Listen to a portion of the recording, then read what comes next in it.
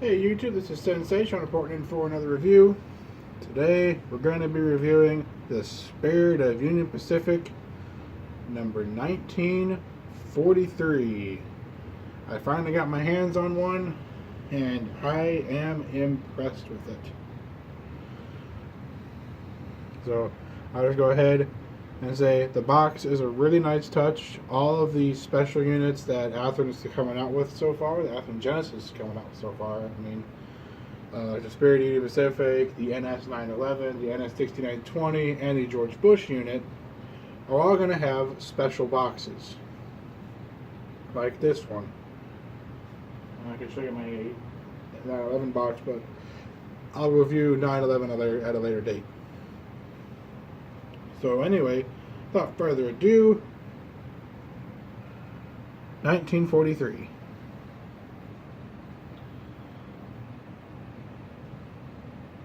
So this is an SD70Ace, but technically it's an SD70Ace, which is typical for Union Pacific.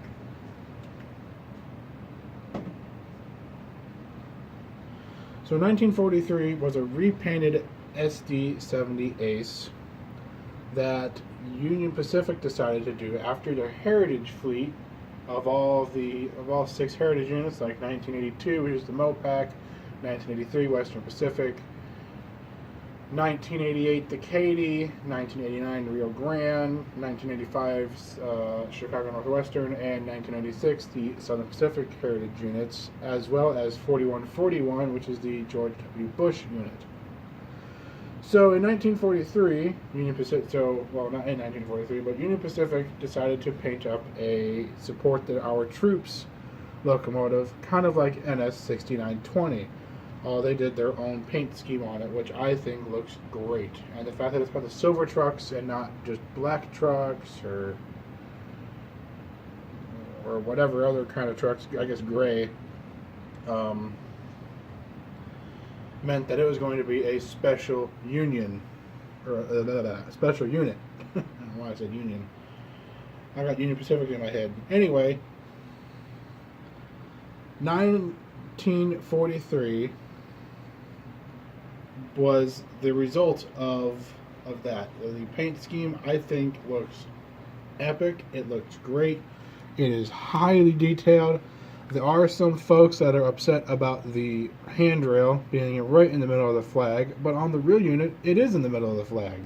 It's not painted like the flag, though. However, it is, a silver streak or a silver line that goes right in between the flag, goes right over the flag. It doesn't look terrible. It doesn't look bad. It doesn't look good, but it looks fine. It's pretty much what it should be.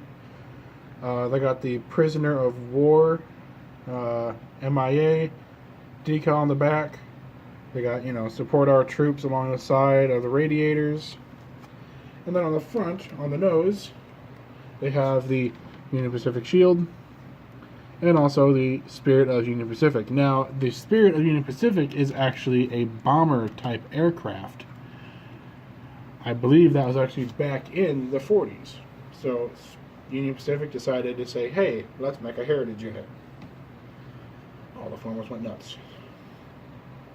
This unit is really hard to find. It actually just recently went through St. Louis with the George W. Bush unit. I did not get a chance to catch it as I was working, but I would have loved to have seen it.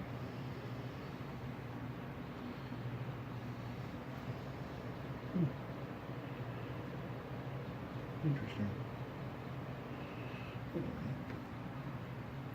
Anyway, without further ado, let's start this locomotive up. Now, it being Tsunami 2 meant as soon as it touched track power, it was going to turn on. So I'll just go ahead and turn my track power on.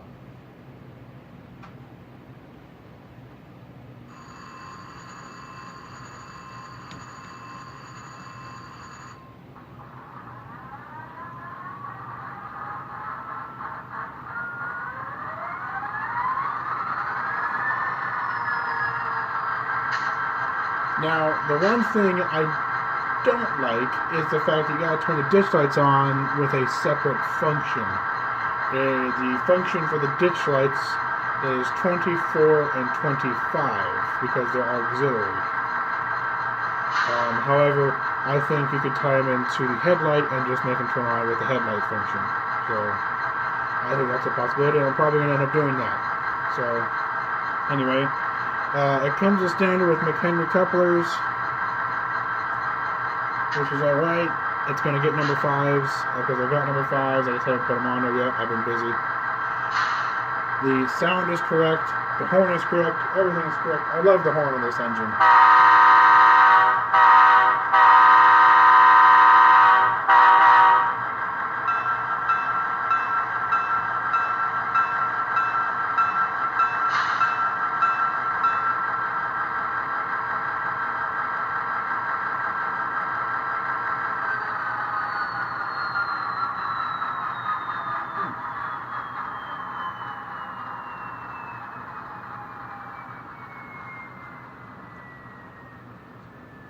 Yeah, so that's what function 6 does. And then function 5, obviously, I guess, starts it. Function 3 is the short horn. Interesting. I never had the startup and shutdown be 2 separate functions. Anyway, let's go ahead and run this engine. I'm going to pull my UP coach consist here, which I'll hook up to the McHenry, which it did. Good.